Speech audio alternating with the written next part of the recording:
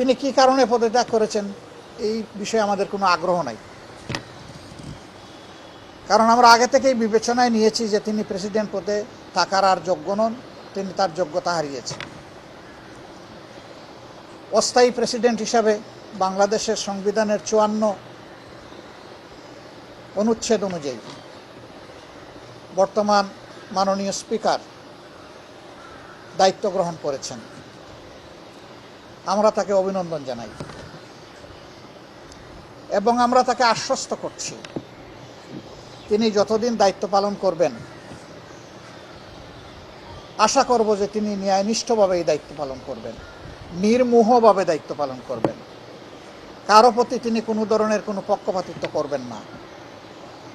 তিনি নিরপেক্ষভাবে এই রাষ্ট্রপতির মর্যাদা রক্ষা করে একদিনের জন্যও যদি তিনি দায়িত্ব পালন করেন বা যতদিন তিনি দায়িত্ব পালন করবেন তিনি এইভাবেই দায়িত্ব পালন করবেন বলে আমরা আশা করি। যদি এইভাবে তিনি দায়িত্ব পালন করেন তাহলে আমরা তাকে সর্বাত্মক সহযোগিতা করব।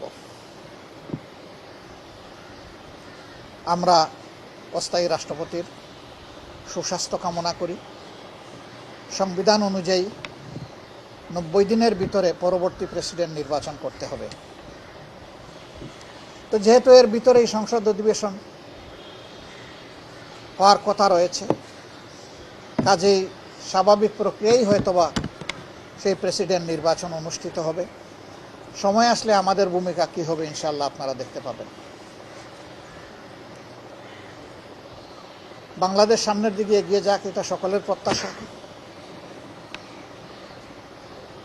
সংবিধান অনুযায়ী যেহেতু তিনি অস্থায়ী রাষ্ট্রপতির দায়িত্বে অধিষ্ঠিত হয়েছেন, এখন হয়তো ডেপুটি স্পিকারের দায়িত্ব পালন করবেন।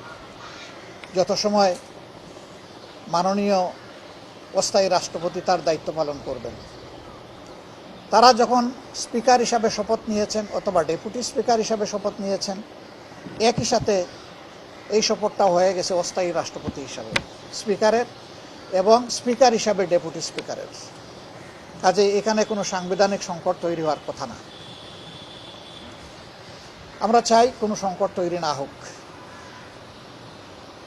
তবে জনগণের যে মৌলিক প্রত্যাশা যে একটা পরিবর্তনের বাংলাদেশ, এখনো বাংলাদেশের নবগঠিত পার্লামেন্ট সেদিকে পা বাড়ায়নি।